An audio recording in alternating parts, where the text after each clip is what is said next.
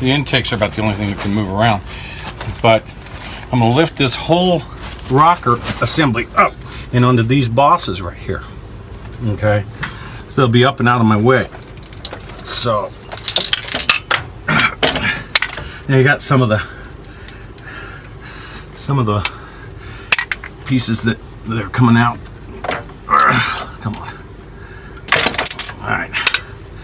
Let's make sure nothing's stuck there. Yep. There. Now that's sitting up in that. And then those bosses. And so now we've got these plungers. I just take them out. What they are is these are for your compression brakes.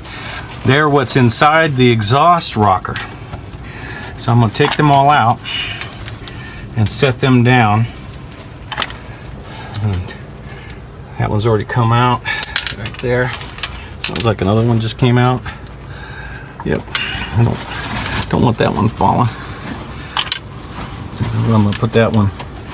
I'll put this one up here. That's number 6. Because I don't want that one going back down the back there. So now the bridges. Take the bridges off and put them next to their corresponding sets of springs. Okay, so a little bit of a change I got ahead of myself is before you lock the angle iron down, once you've got all the bolts up off the rocker rack, go ahead and lift up the intake and the exhaust and remove the bridges from the valves, from the tops of the valves, before lifting the rocker off. Some of them get some suction. We found number 2 here. Number 2 intake went down on the ground. So the suction that the oil had with the rocker was enough to lift it off and kind of toss it, and it just went straight down. So it's all been cleaned up and we're back. So before you do the angle iron, go ahead and just take them off and set them right next to their valves so that you know where they're going to go back. Okay. Now when it comes to the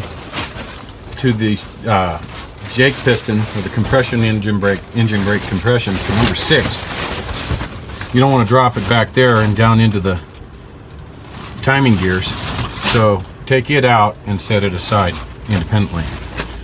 All right, so now we've got the rack and everything is up and off of where we can get to work with it here.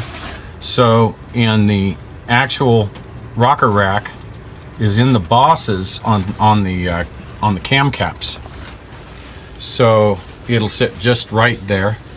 So now all we've got to do is break loose the injectors that I'm going to replace. I already placed 1 and 3. So now I've got to replace. I've got a short one on there that'll do. And got to replace the rest of them. So I've already done 1 and 3. So I'm going to replace 2, 4, 5, and 6. So there's a bolt that holds the holder down. It's torqued down to 60 pounds with no degree turn after that, just 60 pounds. And so we're going to pop 2, 4, 5, and 6. So we'll unplug them first here. Lay that down. There's a little catch tab underneath that I push up, and then pull it out just like that. So we're going to do that one, that one, that one, and that one. Now the measurements on these to find out if the injectors are bad, good, or indifferent. I mean, these have got 800,000 miles on them, and I had a short in number 1. And because they share 1, 2, and 3 share the same common return, and 4, 5, and 6 share the same common return. So what happened is number 1 had shorted out, and for whatever reason it opened 3, and now number 2 is pretty much dead. But the way you could tell is you do the pin out test, and what you're looking for with an ohm meter is pins 1, 2, 3, and 4 1 to 3 should be an open reading on the impedance, and pins 2 to 4 should be measuring between 1.5 and 3.5 ohms. So you know 2.5 somewhere in there would be a normal reading.